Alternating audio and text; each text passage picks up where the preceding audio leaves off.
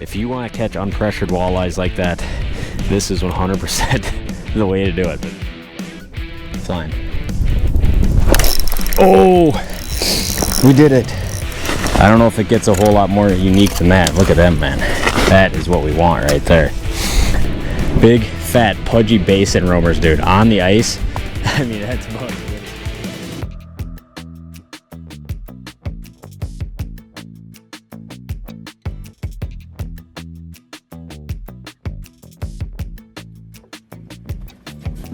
Oh. All right, guys, we get you some light. What is going on? We are back with another video. Early in the morning, gassing up. We got coffee. We got gas in the truck. We got gas in the snowmobile. And we are going to fish some walleyes today, obviously. And want to kind of showcase something today. Something kind of cool we've been playing around with for a little while. Something you guys might enjoy. Something you guys might hate. Something you guys might find controversial. I don't really care. It's my job to show you guys how I like to catch walleyes and how I'm catching walleyes. So that's what we're going to do today. Stay tuned. Little drive to the boat landing. Once again, we're plagued with 36-degree weather, drizzle, snow. This ice season's unbelievable, and ice checking will have to be done. But stay tuned. We're mobile. We'll see you guys at the lake.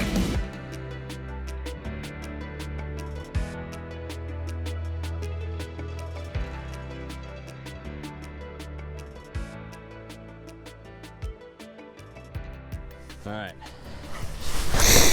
we have arrived. Well, we did have snow, now we have no snow. Should have got the four-wheeler this year, but hey, the snowmobile will be fine with some ice scratchers.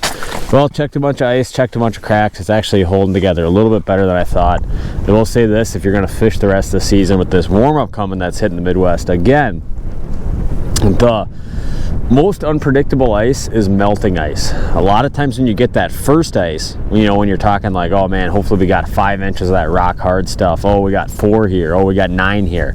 That ice is predictable a little bit more. The stuff when you start having it thawing, what it does to cracks, what it does to weaker spots, what it does with water on top of the ice gets much more unpredictable, so be very safe. But what are we doing today? Well, let me unpack some gear and we'll take you guys into what we're doing. All right, well, by this point in the ice season, you know, generally what you have is you start having lakes get a fair amount of pressure, and normally that dictates a bite to get worse. Bear with me, I know the camera's a long ways away. We're just getting some stuff ready way out here, but generally what you see happen is when you start getting a lot of pressure, it really changes fish's attitude on the ice. And when you think about it, you know, it's a very stagnant presentation when you're ice fishing, right? You drop a jig down on a fish and it just kind of sits there and hovers and pops around, but it can only go up and down, right? It can't move a long ways linearly, and it can't do a bunch of things like an open water bait does. We don't have as many options to the ice. We don't have crawler harnesses, crankbaits, ripping spoons, rattle baits, slip bot. We don't have all of these 75 different options, ways you can fish for a walleye. The other thing about ice fishing is that when you get on, let's say you get on that favorite reef of yours where fish are, you know they're there, and you get out there first ice and you just crush them, right? When you start, and a whole bunch of other people start driving machines on top of fish, and when they start drilling holes and then fishing with those static presentations, it changes fish behavior on that spot. Number one, if they stay there, they get a lot more finicky. Number two, a lot of times those fish move and push off of structure. And this is something where we target a lot of fish in the open water time frame, which is suspended fish or fish that nomadically roam basin. Now, a lot of times walleye guys, it's very difficult for us to target these fish through the ice because you essentially can only fish through an 8-inch hole at a time. And that is where something like a Humminbird Mega Live comes into play. Now, it's been very well documented over the course of the YouTube career that I am incapable of catching a fish with electronics. In fact, I would go as far to say the only reason that I've ever caught a single fish ranging from a bluegill all the way up to a big walleye or a muskie or something is due to the fact of electronics. So whenever I travel around, I will always get comments or something that say, hey, why don't you just go back to only using a flasher, or all those electronics are cheating. Well, to be honest with you guys, I can't catch any fish without cheating, right? So that's why we bring a tool like this. Now, what we're gonna do today is we're gonna target a lot of these nomadic basin fish that have pushed off structure, a similar sense to what you would do in an open water time frame. Now, a little bit different on the ice, but that all starts with electronics, technology, and drilling a lot of holes to essentially mimic that same open water bite, where fish are going to be very nomadic. They're not holding to a certain thing, but these fish will be much more bitey. Generally, you catch some very quality fish fishing this way, and generally there's nobody around you when you're fishing this way. We'll go into some of the specifics, but for right now, I got to drill about 100 holes, so stay tuned.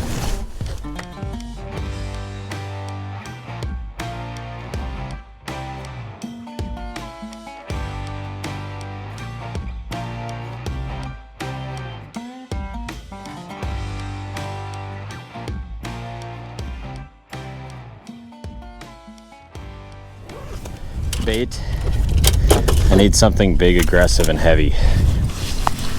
A big old Acme hyper rattle right there. A little blade on the bottom, probably doesn't need it. Especially, I mean, you definitely don't need it on this bait, but we brought 0 live bait today, so we're on the 100% artificial program. Now comes the reason we got so many holes. We are essentially going to start trolling and scanning this area for walleyes. Now we're sitting off of structure. There's a couple big point complexes in this area. A lot of times what you'll see fish do is they'll get on these point complexes, they'll get pressured, they'll slide out to basin. You'll still catch fish in those morning evening windows on structure, but a lot of times come midday, those fish disappear, right? So essentially what we're gonna do, we're gonna be out here in 28, 30 feet of water, just panning around, seeing if we see a big walleye or two. Now, one thing you'll see is a lot of times smaller walleyes will relate right here, very tight to bottom, and you'll see that in a second. A lot of times bigger walleyes up high, much more noticeable. Those are what bigger marks do in the summer, and definitely what they do in the winter too. So, it's essentially time to start trolling. Hole to hole to hole, looking for a fish to catch.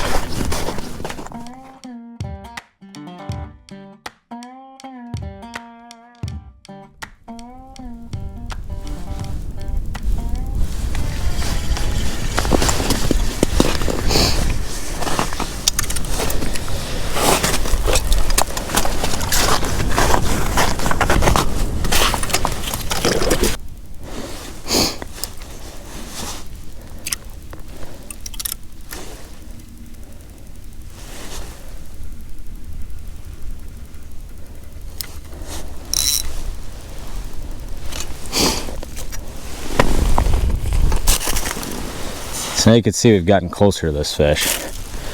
So now the whole key is for him to just engage with the bait. And you can see how much higher he is off the bottom. That is a sign of generally a bigger fish. See, here he comes.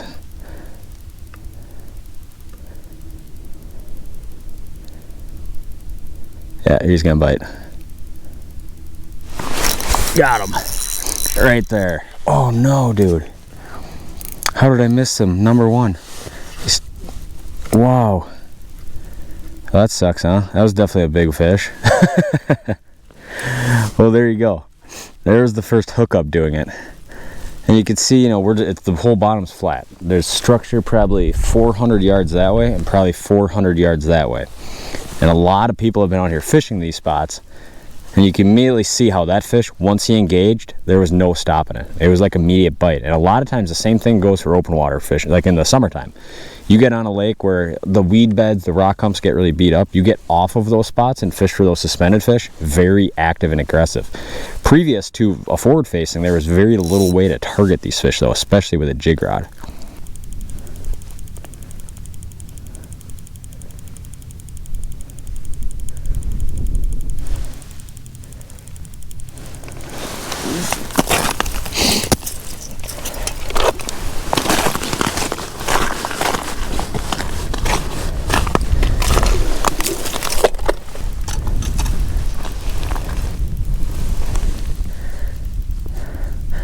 Alright, so I finally caught up to this bigger mark here. You can see I don't want this smaller one that's kind of playing. This big one's going to come in and just clock it. Watch. Oh man, there's 2 of them now. Yeah, here we go. Got him. Right there. Live scoping them through the ice, my friends. I don't know if it gets a whole lot more unique than that. Look at them, man. That is what we want right there. Happens fast when it happens, doesn't it? Come here, buddy. He's hooked right outside the mouth, which I'm not crazy about. Oh man, look at that thing, dude. How cool is that through this clear ice? Get up the hole. Get up the hole. There we go. So there's number 1 of the day. And we missed that first one about 5 minutes ago. But dude, that is what I'm talking about. Running around hole to hole to hole, trying to catch up to them. Essentially doing the exact same thing we'd be doing open water, but through the ice. Pretty unique way to do it, huh? I was kind of torn on if I was going to make a video this way or not, but you know, because we're going to get 1,000 keyboard warriors. That's not even fishing. This isn't even a fishing channel, which I am completely unaffected by those comments. Do not care. But I do enjoy showing kind of new ways in which I enjoy targeting walleyes. This is definitely one of them. You can see, you know, you kind of pan around here. I don't know what scope this is on. I mean, we're just sitting out, as I said, in no man's land. Nothing around except roaming big walleyes that we hope to capitalize on today. Wish I would have caught that first one, but hey, we'll take them.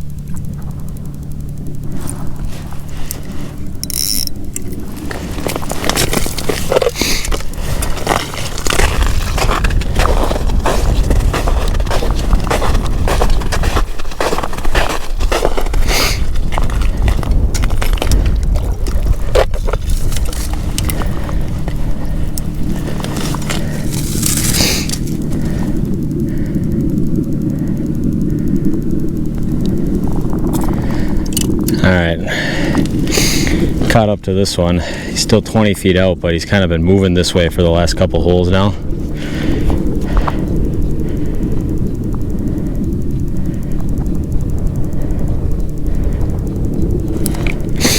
Flying.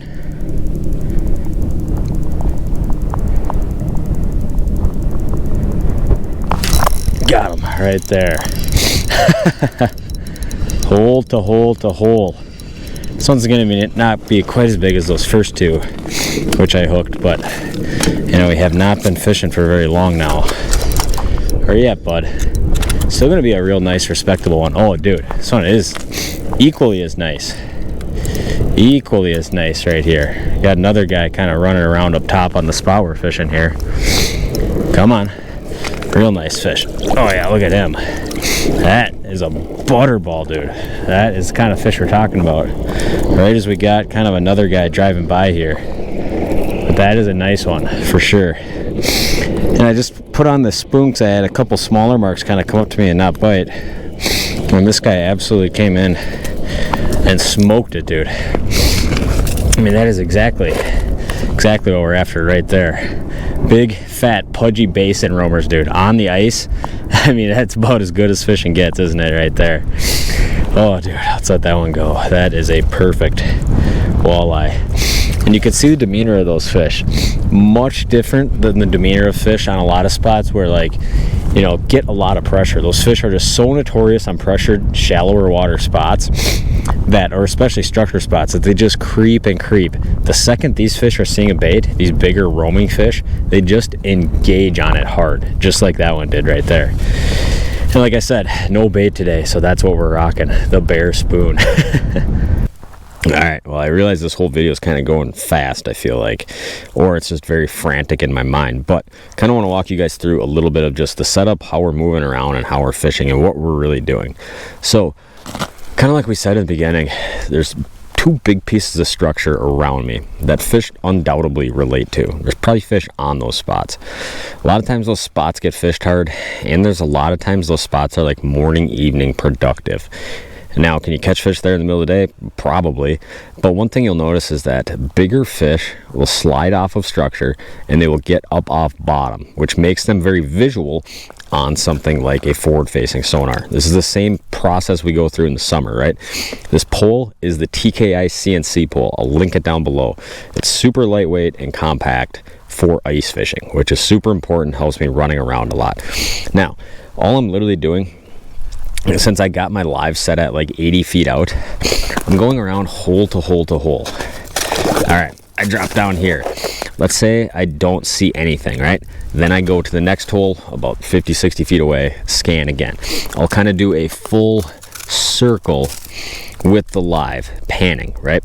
Okay, let's say I see a fish over there, 50 feet, let's say. And this is where having all of those holes where you can move fast to get on top of a fish comes into play. Open water, you'd obviously just, cast right over to that fish. Obviously not an option through the ice. So by having all these holes, let's say I see a fish 50 feet that way. Well, the next thing I'm doing, I'm walking to whatever closest hole I got to 50 feet. Maybe it's 40, maybe it's, 35, maybe it's 75 feet. I'm putting it down again and saying, okay, dang it, now that fish is over there, let's say, right? He's 20 feet that way. All right, pull this out, go over to this hole, then let's say I stick it down here, and I'm like, oh man, he's 10 feet away from me. As fast as I can, I'm firing a bait down there. This is why you want to have like a bigger, heavy style of bait. Too light of a bait, essentially what's going to happen is it's going to take way too long to get down there. Now, if you're fishing like 10 feet of water doing this, that could work, right? In these big mudflat situations, we're sitting in 30 feet. A lot of these bigger fish are coming in 26, 25 down, and it's like they're shooting up even shallower than that to bite. So a lot of times, it's not like I get a lot of fish under me that don't bite, except for some of the smaller ones. There will be a few smaller fish out here.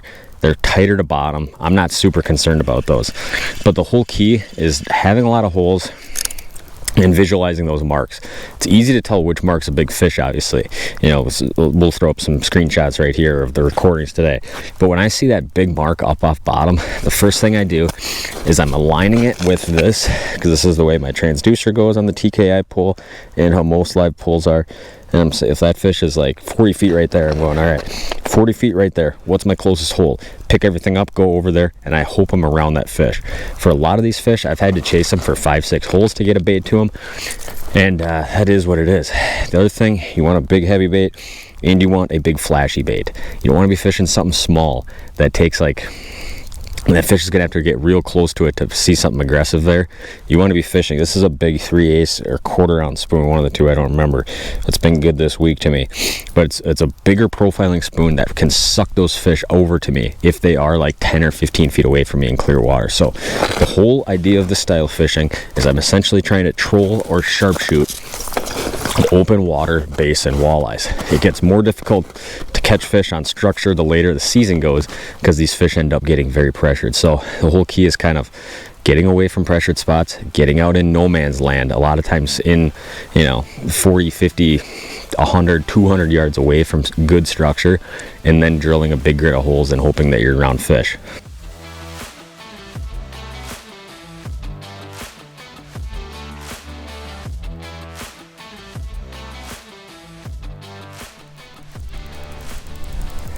Holy cow, look at this.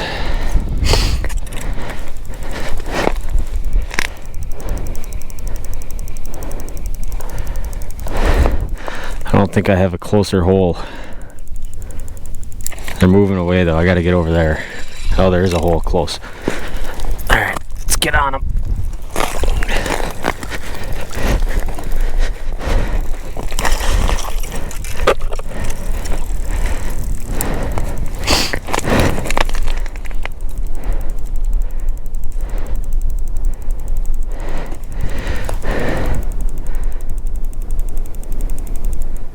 They are just right over that way. All right. Should be able to kind of get in front of them here. Oh, it's the chase game, man. Chase. Come on.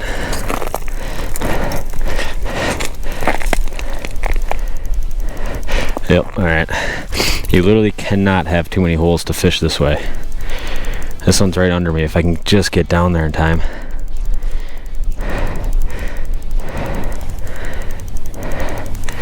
Come on, where's my spoon?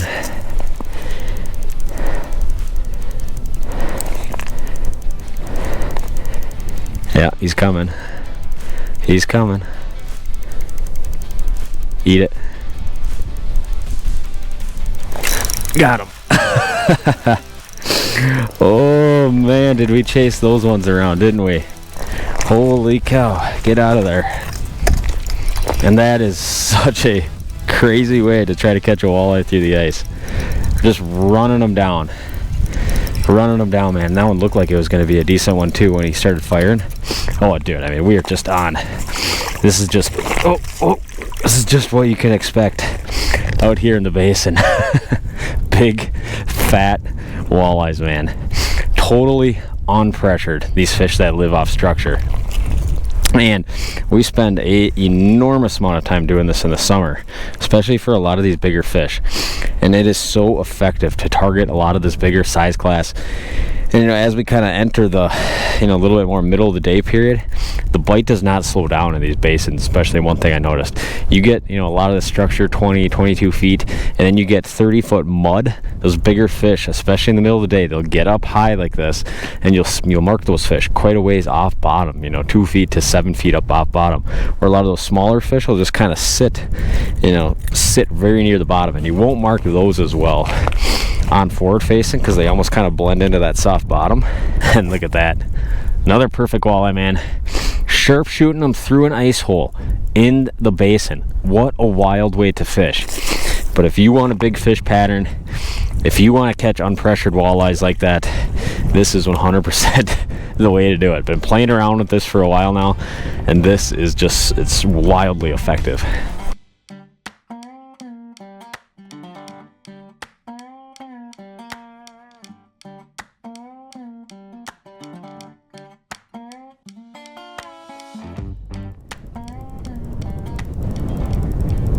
Gosh, is that a good one? It's 30 feet away. Alright, we might be able to get this one. It's possible. This hole's not in a great spot, but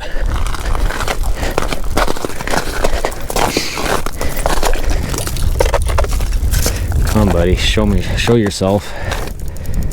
Okay. Might have the drop here. Oh gosh, he's ready. He's gonna go right under me. This one's game over. Just gotta get my spoon down there in time. This one's gonna absolutely annihilate it, I think. Alright, he's starting to move.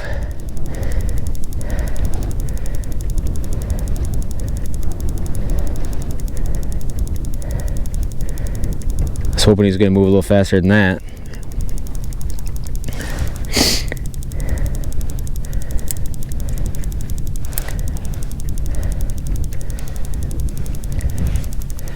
Turn on it. Dang it, dude. He's all the way over there now. Can we catch up to him? Basically got to go 30 feet in that direction. Where there's definitely not a hole. Is he coming back though?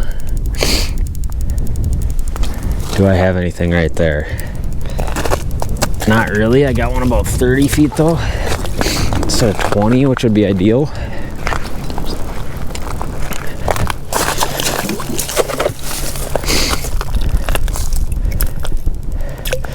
Yeah, he's right there in the bottom.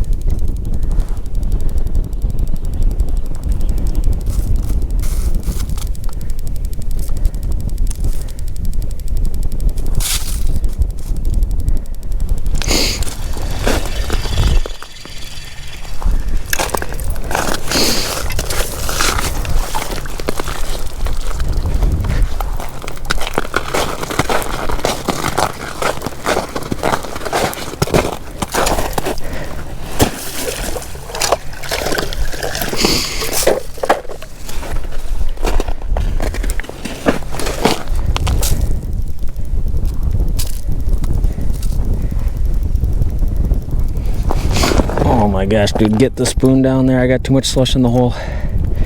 He's just sitting there.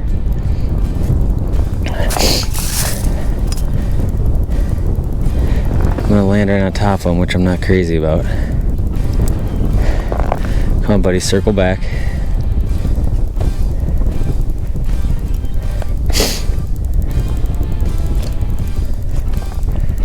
Yep. Flying. Oh, we did it. We caught up to him. Oh, I gotta get this out of the hole. Oh my goodness, dude. Oh, I can't believe we actually caught up to that one. It almost looked like there was two down there. I couldn't really tell. I fished a hole, marked him, ran to the next one. He kind of played with me. Then I finally caught up to him. Oh yeah, just another quality one, man. Wow. There's not a lot to say other than just wow, what a way to fish, huh? Crazy effective, man. That one's got it just like right there. He just kind of swung at it. He absolutely vapor trailed though. When he decided to go, he went. They obviously have no fear of biting without any bait on. And just another super nice fish, dude.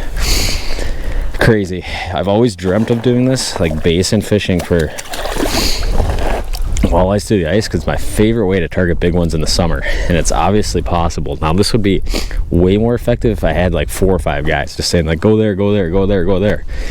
Crazy. And I always say this, any bite that's very heavily reliant along electronics, especially something like forward facing, you know, it's obviously, this is a huge tool, right? This is a huge tool to help me find and catch fish.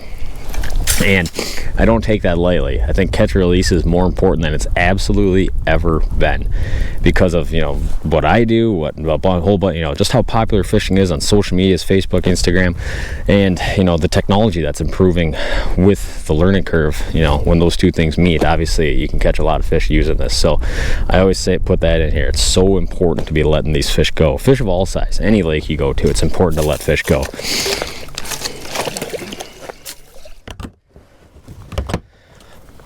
Oh, loaded up. Well, fished for a couple hours, achieved objective of catching several big walleyes. Caught definitely more than I'll probably put in this video. We'll probably just stick some of those bigger ones in. Caught some other like 17 to 22s, and you know, a lot of times, like I said, those smaller fish down closer to bottom, bigger fish roaming up high. And I've kind of lost the fish over the last 45 minutes, which would mean to duplicate this, I'd have to go find more and then drill out a football field of ice holes on them. So is this technique effective? Obviously it is. You could definitely be around more fish than we were today, but definitely just kind of want to showcase this bite of essentially sharpshooting fish through the ice. All starts with having a lot of holes, being in basin areas, and kind of sniping off some of those high flyers, chasing them around. Now I can already see the keyboard warriors out there saying this is cheating, saying this isn't even fun, saying this isn't fishing, saying this guy sucks. Don't care, does not bother me. I just enjoy showcasing this kind of stuff and coming out and doing interesting and unique things. So hopefully you guys kind of appreciate or enjoyed watching this one. I don't think it has to be like a super long drawn out video showing a million fish catches. I just enjoy new and innovative ways to target fish in areas where they previously were not targetable. So hopefully you guys kind of enjoyed this video. It is absolutely gorgeous outside. I mean, it's got to be 40 degrees and flat calm now. The wind totally died, and I don't know how much ice season's left. Forecast not very favorable for a lot of things, but you guys will see us again on the ice probably this week, even potentially. We're going to do something very different than we have done all winter, so stay tuned for that video. But for now, we're going to start the skidoo up, which will fire right up, and we're going to putt our way back to the boat landing, get back at an early time this afternoon, and do a whole bunch of editing. So appreciate you guys watching. If you're not yet, please subscribe. Stay tuned for more content. We'll see you guys next time.